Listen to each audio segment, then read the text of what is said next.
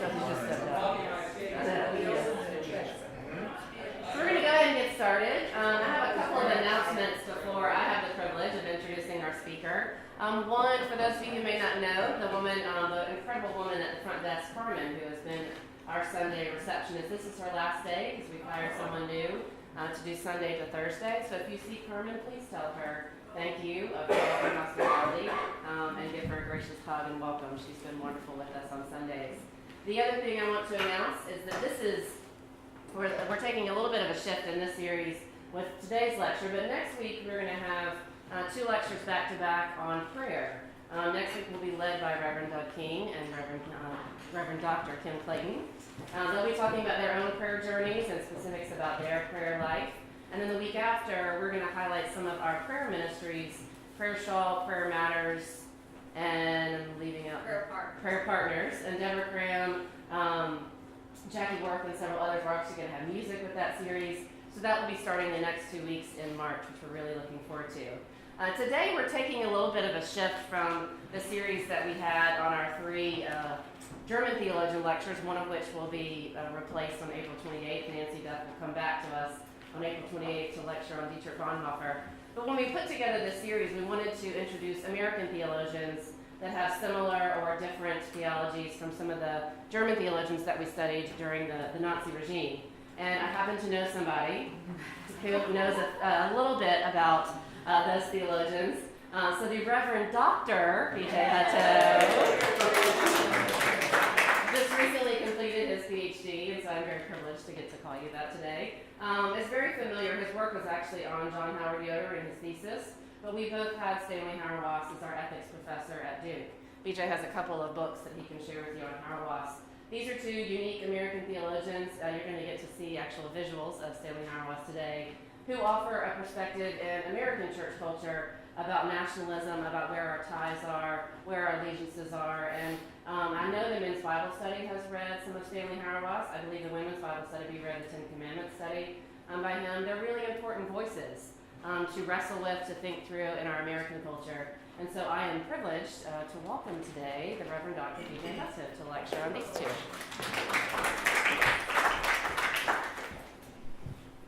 It's really good to be here with y'all.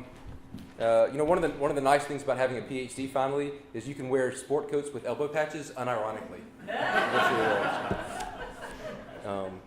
It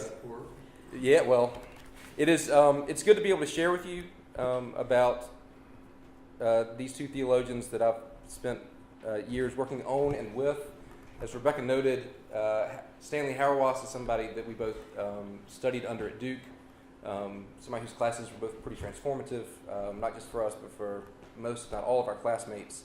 You did not always have to agree with Hauerwas, but you doggone better be able to articulate why you disagree with him. John Howard Yoder was, in fact, the subject of my doctoral thesis.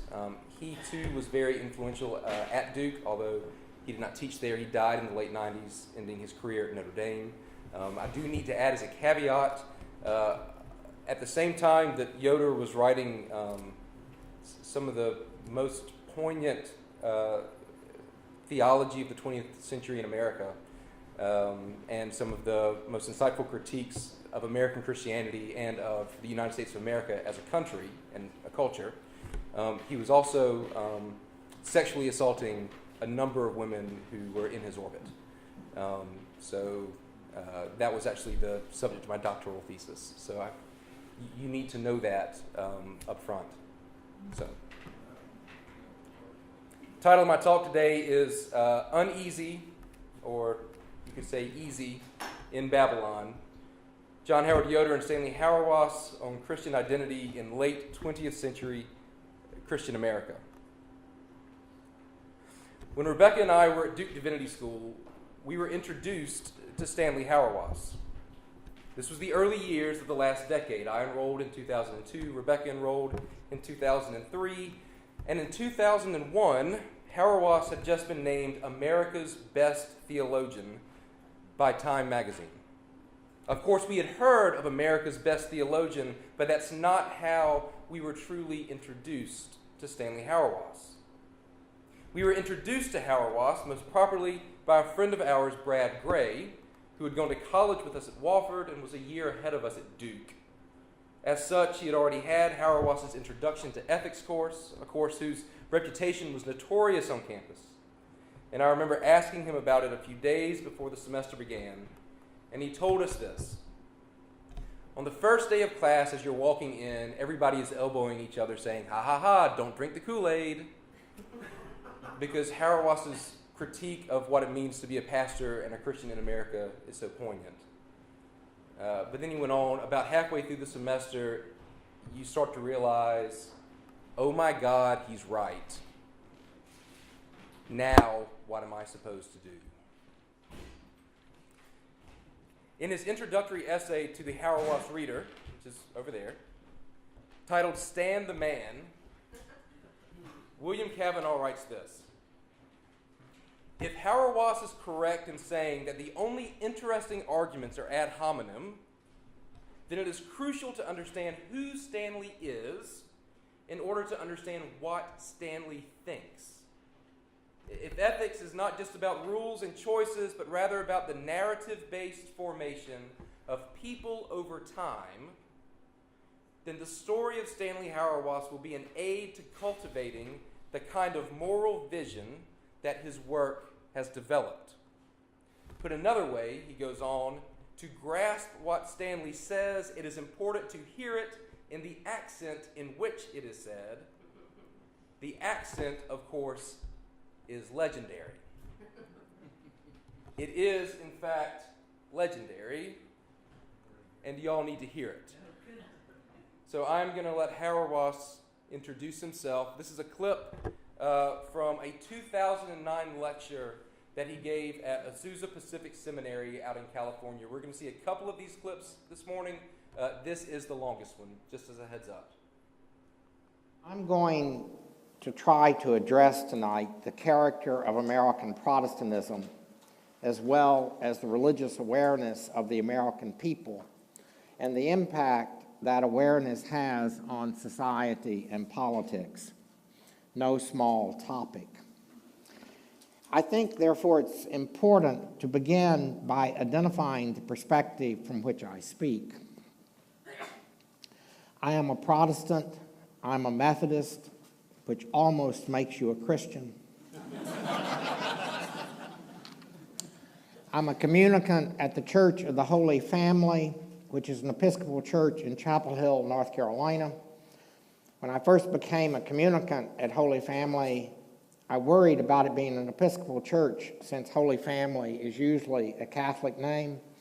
But as soon as they called the basement the Undercroft, I knew that they were an Episcopal church. Let no pretension go unused. I teach in the Divinity School at Duke University, a very secular university, which, by the way, has the motto "Eruditio et Religio," vital piety and knowledge, which they try as hard as they can to forget, since it's a very secular university. But before Duke, I taught 14 years at the University of Notre Dame, the home of Catholic liberalism.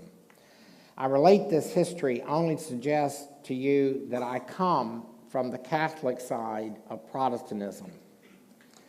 I'm not sure I can make clear what it means to say I come from the Catholic side of Protestantism, but at the very least it means that I do not think Christianity began with the Reformation.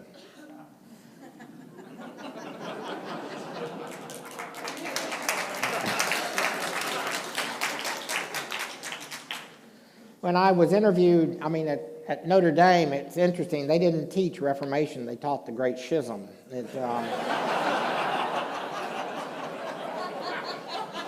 No small matter. When I was interviewed for the possible appointment to the faculty at Notre Dame, I was asked what Protestant courses I would teach. I said I did not teach Protestant theology because I thought that very notion was a mistake. Rather, I would like to teach Aquinas because his work was crucial for my attempt to recover the virtues for understanding the Christian life. I tried to remind them that Aquinas, at least at the time he wrote did not know he was a Roman Catholic. That was only the product of the Reformation. So I assumed no reason that Aquinas should be assumed to be only a thinker for Roman Catholics. But my presumption that I could claim Aquinas as a theologian in my tradition betrays a Protestant consciousness that may be distinctly American, which is but an indication of the complexity I mentioned, for it turns out that even of those of us who would like to be identified as representing the Catholic side of Protestantism do so as a matter of choice. We may detest the idea that in order to satisfy our desires, we get to make Christianity up, but the very presumption that we should not pick and choose those aspects of the tradition we like and dislike turns out to be a matter of choice. That's the reason why I sometimes suggest that what Christians suffer from in America is the Groucho Marx problem. Namely, Groucho Marx would not want to be a member of a country club that would have him as a member. Would you want to have a God that you've chosen? This dilemma, I believe, is crucial for understanding the character of religious life in America. America is the first great experiment in Protestant social formation. Protestantism in Europe always assumed and depended upon the cultural habits that had been created by Catholic Christianity. America is the first place Protestantism did not have to define itself over against a previous Catholic culture and habits. So America is the exemplification of a constructive Protestant social imaginary. Again, these are very complex matters, but I believe, as Mark Noll rightly suggests in his magisterial book, America's God, America is a synthesis of evangelical Protestantism, Republican political ideology, and common sense moral reasoning. Americans were able to synthesize these antithetical traditions by making faith in God indistinguishable from their loyalty to a country that ensured them that they had the right to choose which God they would or would not believe in. That is why Bonhoeffer acutely characterized American Protestantism as Protestantism without Reformation. American Protestants do not have to believe in God because they believe in belief. That is why we've never been able to produce interesting atheists in America. The God most Americans say they believe in just is not interesting enough to deny.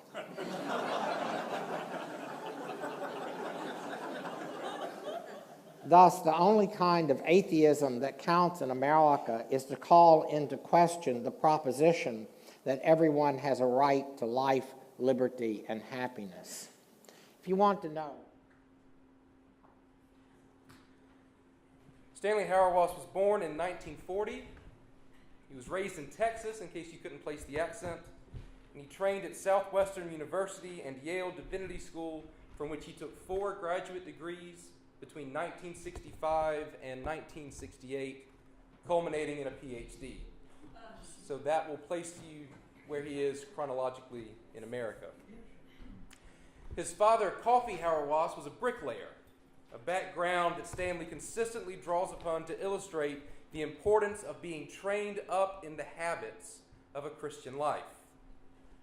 While at Yale, Hauerwas, like many theological students of his generation, and indeed like much, if not most, of American Christianity itself, was influenced by the work of the brothers Reinhard and H. Richard Niebuhr.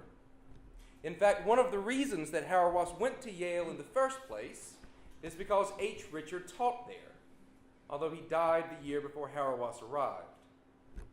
While H. Richard is important both in his own right and in the background of Hauerwas's development, it was against his brother Reinhold's titanic influence over American Christianity that Hauerwas has spent much of his life fighting against. Put briefly, But do y'all know, by the way, what it means when a Baptist preacher says put briefly? Absolutely nothing. That's right. Put briefly, Reinhold Niebuhr's theology is grounded in an anthropology with a strong account of human sinfulness.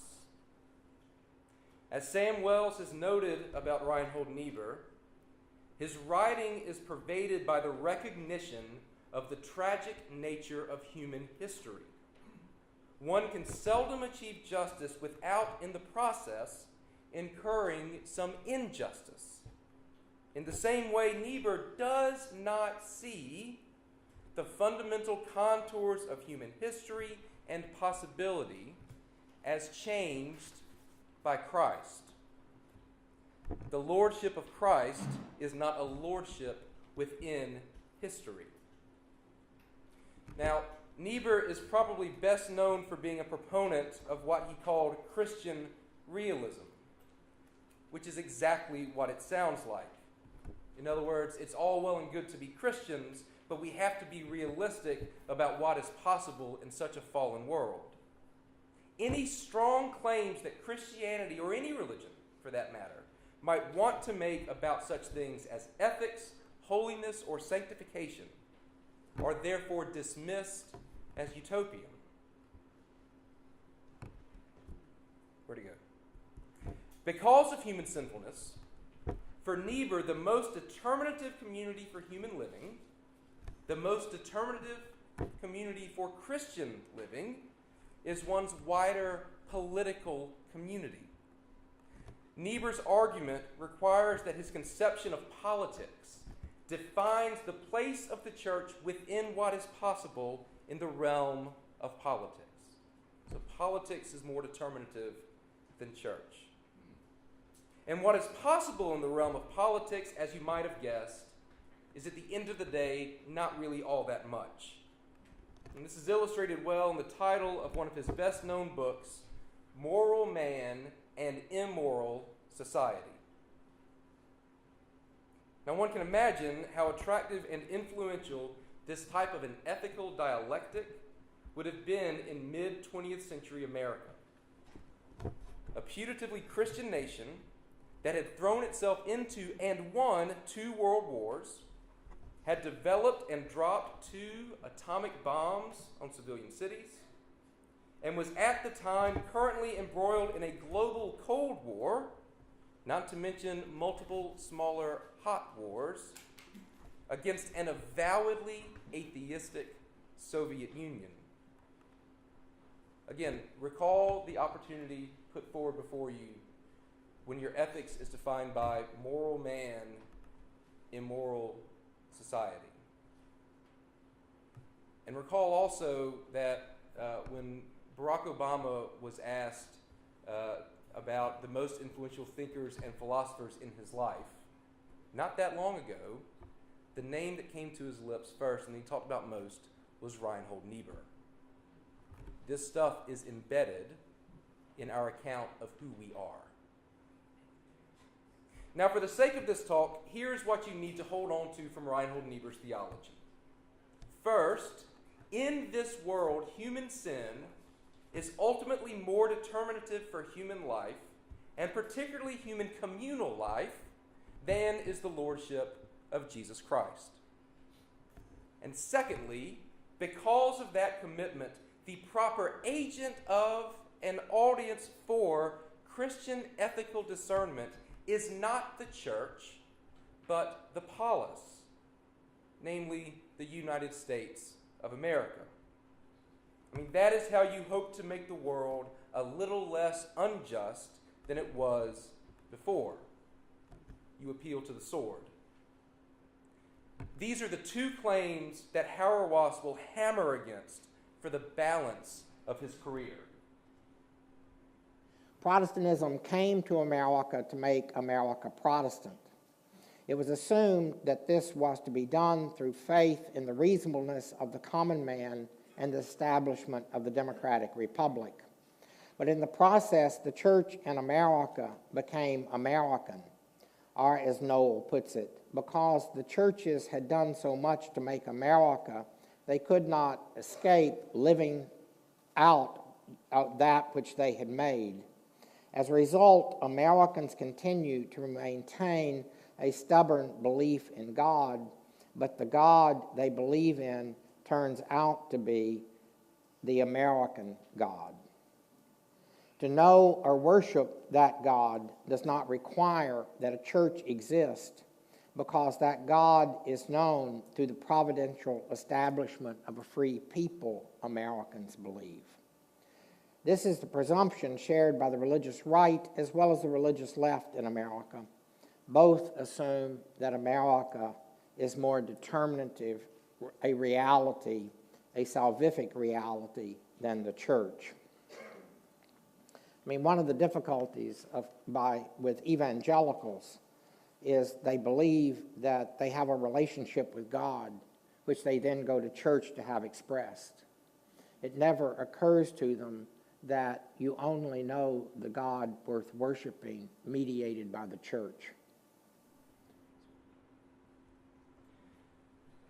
Still, at this point in the story, at the beginning of his career, Hauerwas was on board with Niebuhr's realism.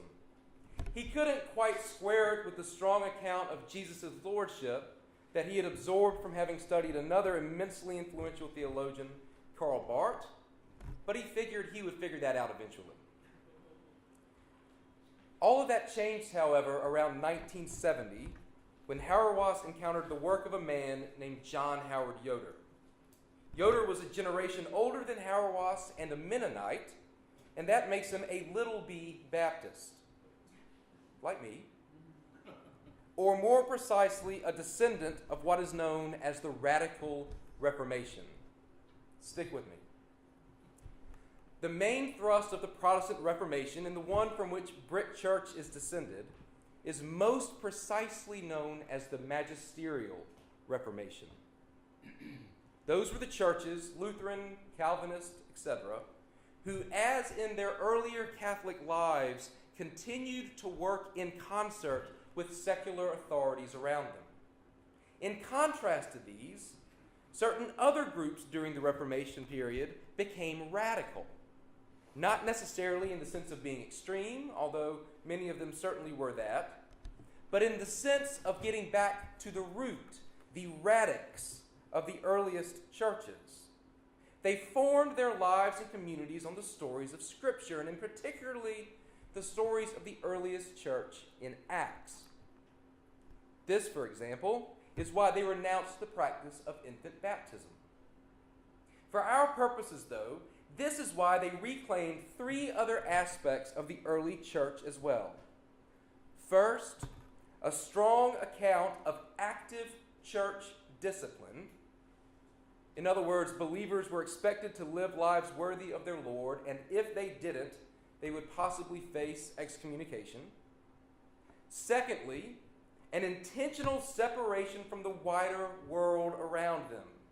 Think, for example, about the Amish enclaves that are still in Pennsylvania. And thirdly, a repudiation of physical violence, including the coercive violence of secular political authority. Now you can see how such strong Christian commitments run counter to the Christian realism of Reinhold Niebuhr, with its resignation to the compromising nature of human sin, its focus on the wider American audience instead of on the church, and its conviction that no justice can be brought about without incurring some injustice as well. And in fact, Yoder came to be known as the Mennonite Church's greatest theological champion in the face of Niebuhrian American Christianity. Recall, this is on the backside of World War II. Mennonites were pacifists. They were conscientious objectors. They had to navigate this, okay? They were seen as shirkers by much of the American public because they refused to fight in the American military. Hauerwas, having been trained at Yale to be an ethicist in the tradition of Niebuhr, says that when he first read Yoder, quote, "I assumed that he had to be wrong. After all, he was a Mennonite. Mennonites were pacifists, and pacifism had to be a mistake. Nevertheless, he recalls being intrigued. I devoured what Yoder had written.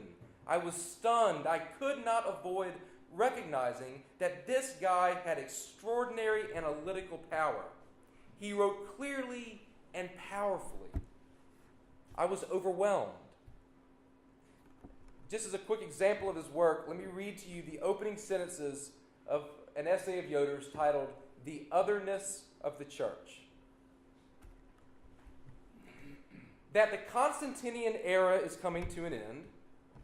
In other words, that the era since the Emperor Constantine, and defined by the church and the political power structure working hand in hand, is coming to an end, has become one of the commonplaces of European social analysis. The fact that this breakdown has at some points been anticipated in North America and at other points is evolving differently here hides from no one the fact that the framework of thought about the church and the world and their mutual interrelations, which for centuries was shared by all mainline Christian theologies, has fallen in the last 2 generations. The assumption that we live in a Christian world no longer holds. Now, that probably seems like an unimpressive diagnosis. It is a truism today that the church in America is in slow but inevitable decline. But John Howard Yoder didn't write those sentences in the 70s, 80s, or 90s. He wrote that in the 1950s. That same essay closes like this. How then do we face this shift? If we meet it as just one more chance to state the Constantinian position in new terms, then the judgment that has already begun will sweep us along in the collapse of the culture for which we boast that we are responsible. But if we have an ear to hear what the Spirit says to the churches, if we believe that it is the free church and not the free world that is the primary bearer of God's banner, the fullness of the one who fills all in all, then it may be given to us, even in the 20th century, to be the church. For what more could we ask? Again, this was in the 1950s, the height of Protestant power and influence in America, the glory days to which almost every mainline denomination wishes now to hearken back. And Yoder saw through every bit of it. He saw what was really going on, and he saw not just that there might be a new possibility for the church in America, but as he makes clear in that closing section, he saw that there might be a new adventure. It might be given to us, even in the 20th century, to be the church. For what more could we ask? Ultimately, it is that vision that Hauerwas inherits from Yoder. This is what not just pulls him away from Niebuhr's Christian realism and its ultimate disregard for the life of the church, but in fact makes him openly antagonistic against that vision of Christianity and how it prioritizes the wider society over the church. In other words, in Yoder, Hauerwas found an account of the Christian life that was a more adventurous, more compelling vision of life and discipleship than he had encountered in churches either in Texas or in New Haven. More to the point, he found an account of the Christian life that makes the lordship of Jesus Christ demonstrably more determinative than American citizenship. It also, Hauerwas came to be convinced, just happened to be true. And as Stanley Hauerwas is wont to say, if it ain't true, then screw it.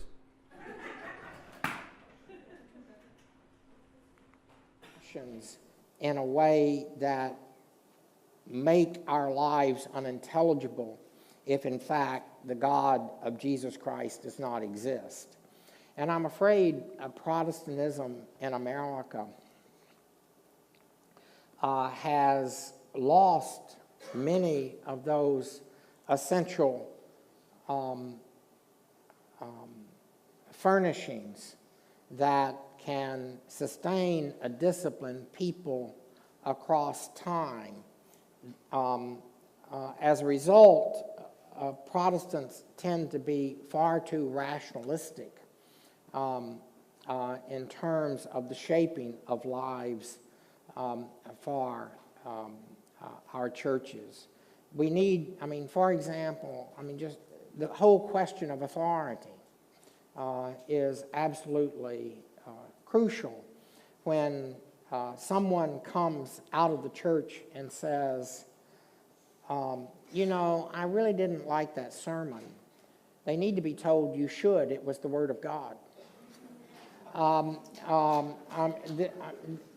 And if the preacher isn't confident that they have the responsibility to preach the Word of God, then they shouldn't be in the pulpit in the first place. Just recovering a sense of what it means. Just think about, as soon as a Protestant preacher says, as my 10-year-old said, you can forget it. It's going to be bullshit.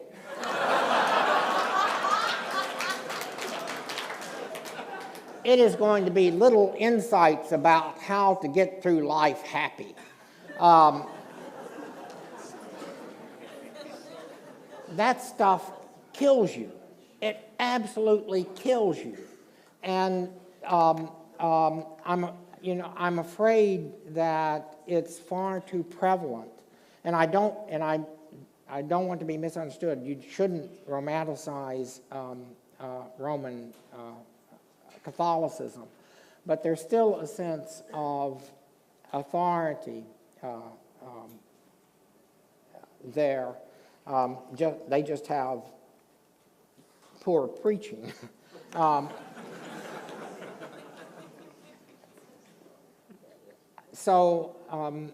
Those are the kinds of things when I'm thinking about the demise of Protestantism. When Protestantism is in a buyer's market, then the terrible temptation is to have it competitive with the entertainment industry. And the entertainment industry will always win because it's so much better at it than we are.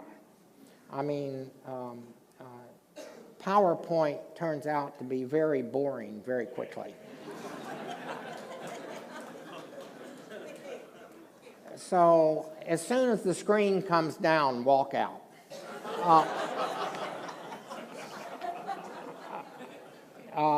I'm sure I'm not stepping on any toes.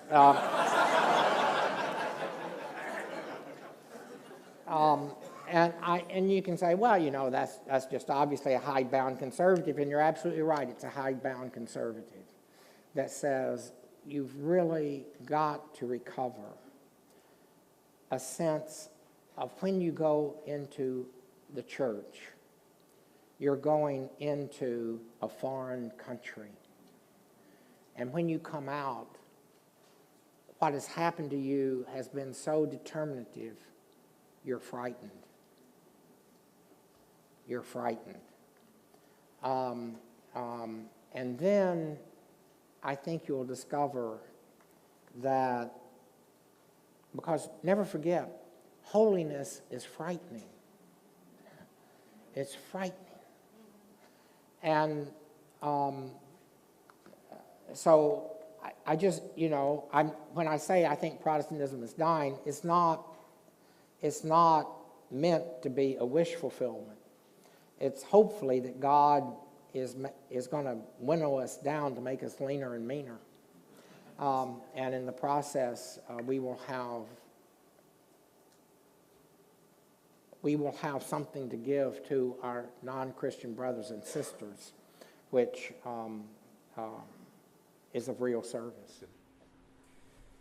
Now, that strong account that you just heard of church authority probably sounds like the type of self-indulgent spiritual nonsense that you would expect to hear out of an ivory tower theologian. But it is not.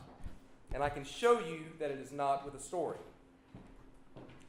After having been at Notre Dame for a while, Hauerwas decided to join Broadway Methodist Church. And he did so, we are told, quote, precisely because the pastor, John Smith, took his ministry seriously enough to boss Stanley around. When Hauerwas expressed his desire to join Broadway Methodist, and again, he's a tenured faculty member at Notre Dame. When he expressed his desire to join Broadway Methodist, Smith asked him about his membership status in the Methodist Church. Stanley told him that he had been ordained a deacon years ago, but was not sure what had happened to his membership in the meantime. Without blinking, Smith told the famous theologian that he was not much of a churchman, and he would have to attend classes at the church for a year. And Hauerwas did. When Hauerwas left Notre Dame for Duke in 1984, his main reservation was leaving Broadway Methodist Church. And he put his decision to stay or leave in the hands of the congregation, who prayed about it, discussed it, and finally told him, you can go, but you have to teach them what you learned here. They didn't mean Notre Dame. They meant Broadway Methodist Church. For Hauerwas, that is the church. It is the single most determinative community and identity that a Christian can possibly have. So y'all are probably wondering why, 3/4 of the way into a lecture, I'm 3/4 of the way through, get excited, I have not talked very much about America, but I have instead decided to tell this story. It's because the story that I have told is a story about somebody who has learned that the church might actually be more determinative and more interesting than the world around them. And that is the point. The first failure of the church in America is not necessarily that it has succumbed to a nationalist temptation. The first failure of the church in America is that it has failed to offer its members and its neighbors a more determinative, more interesting story than the story of the nation state in which it finds itself. Hauerwas was once asked, how should Christians live in society? And he responded like this, very carefully, but also joyfully. That is the most important thing Christians can do. They should live in the United States, for example, without pretending that they are at home here, because they are not at home anywhere. Every social order is going to give Christians peculiar challenges. And Christians in the United States must know how to be contentious within the democratic social order. They must know how to make it count that they are Christians. Let me give you another example. In the 1989 book Resident Aliens, which Hauerwas wrote with Will Willimon, they tell this story. Some time ago, when the United States bombed military and civilian targets in Libya, a debate raged concerning the morality of that act. One of us witnessed an informal gathering of students who were arguing about the bombing. At one point in the argument, one of the students turned and said, well, preacher, what do you think? And so I replied that as a Christian, I could never support bombing, particularly bombing of civilians, as an ethical act. Well, that is just what we expected you to say, said another student. That's typical of you Christians, always claiming the moral high ground. You get so upset when a terrorist guns down a little girl in an airport, but when President Reagan tries to set things right, you get indignant that a few Libyans get hurt. You have a point, I replied. What would be a Christian response to this? How about this? A Christian response might be that tomorrow morning the United Methodist Church announces that it is sending 1,000 missionaries to Libya. We've discovered that it is fertile field for the gospel, and we know how to send missionaries. Here, at least, is a Christian response. You can't do that, said another student dismissively. It's illegal to travel to Libya. President Reagan won't give you a visa. No, I shouted back. I will admit that we can't go to Libya, but it is not because of President Reagan. We cannot go there because we no longer have a church that produces people who can do something that bold. But we once did. Hauerwas and Willimon then follow up that story with this claim. We would like a church that again asserts that God, not nations, rules the world. That the boundaries of God's kingdom transcend those of Caesar. And that the main political task of the church is the formation of people who see clearly the cost of discipleship and are willing to pay that price. Here again is Hauerwas's typical pushback against Niebuhr and, quite frankly, against the wide swaths of American Christianity that have been formed by his account of Christian realism. It is not the role of the ethicist to speak primarily to the political authorities in power, because only political power, which is ultimately, say, only military power, can shape the world on this side of eternity. And it is not that the bounds of human possibility are primarily defined by human sinfulness, but it is instead that what we think we might be capable of doing is actually bounded by insufficiently formed Christian imaginations. Thus, it is the role of the ethicist and of the pastor, I will add, to speak to the church in a way that Christians' imaginations might be opened up to the trajectory of the kingdom and the power of the Spirit at work in the world. In other words, the goal of theological speech is to train believers to look around them and see their world not through the lenses given to them by Pennsylvania Avenue or Madison Avenue or Hollywood Boulevard, but instead through the lenses given to them by Matthew, Mark, Luke, and John. You have heard it said, Jesus preaches to his disciples then and now, but I say unto you. And that is the adventure, to no longer be anesthetized by American consumerism and American might, and instead to live in a world that crackles with the radical possibilities of Christian discipleship. It is a life worth dying for, as the martyrs of the early church attest, which is precisely what makes it a life that is actually worth living. The first role of the church, Hauerwas says, is not to make the world turn out right.